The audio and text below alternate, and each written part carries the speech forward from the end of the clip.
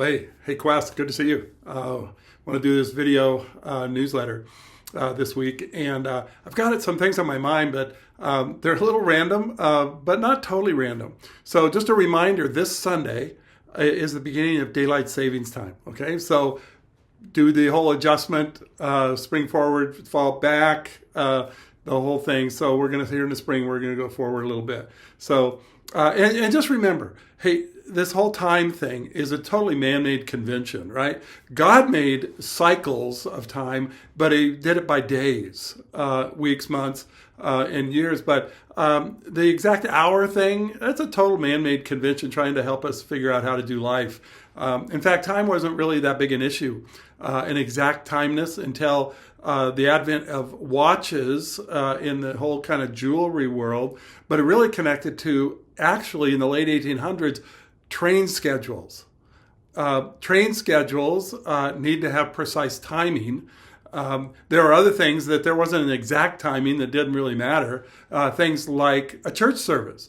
A couple hundred years ago, church services happened roughly at the same time, but they happened kind of mid-morning as people kind of got done with chores and they came and they gathered, and it wasn't an exact start time. They came and they hung out with each other, and then eventually the service would happen, and afterwards they hung out with each other. I know my grandparents, who were farmers, they would come to town.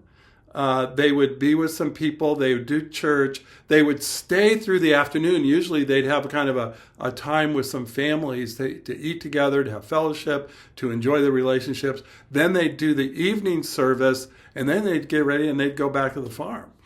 They couldn't come to town a lot during the week, and so they made Sunday kind of a big day for them. So a very man-made convention. You know, there's another man-made convention in a sense. It's called Lent. Those are the days leading up to Easter. Started yesterday, which was Wednesday. It started.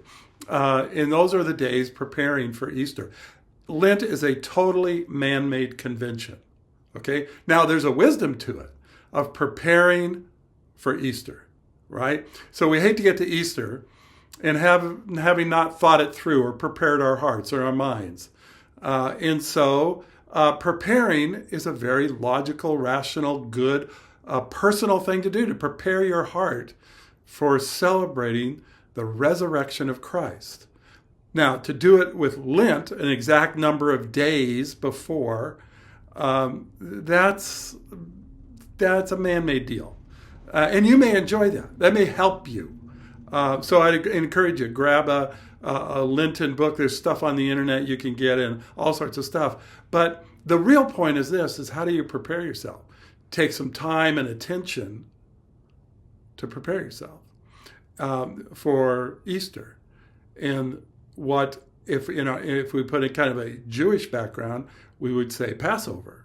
And Passover is really a celebration of reaching back historically to the time that the Israelites were leaving Egypt, and there was this Passover that happened that God said, I'm going to kill every firstborn in Egypt, no matter who you are. And so he said, if there's going to be, you put blood over the doorpost of your house, I'll pass over. And we know that Jesus is the Passover lamb, the one who gave his life to pass over. That death wouldn't control us. There would be life that he gives us. And so even Passover. And this year, April 6th, Sunday night, we're going to do a Seder dinner, a Passover dinner, kind of understanding the roots of our faith that happened way back then. And so I think it's going to be fun. I'd encourage you, not only come personally, but I'd encourage you to invite your friends and your family and your neighbors, because what happens at the Seder dinner is we say, come to the table and celebrate the redemptive work of God in the Passover, and really in the person of Christ, who is the Passover lamb, who gave himself as a ransom for the sins of people. We come to that table and celebrate the redemptive work of God. And let's invite people who don't know that to come and enjoy that and be a part of that. right? So come and hear the message of the beauty of who Christ is, his love, his sacrifice, and his eternal redemption that he can accomplish that nobody and no thing can accomplish. Nobody else. And nothing can accomplish that. Only Christ. And so we're looking forward to that. So there's just some thoughts for today. Love you guys. Hope you're well. Look forward to seeing you. Enjoy the forgiveness and the kindness and the compassion of God. Okay? All right. See you.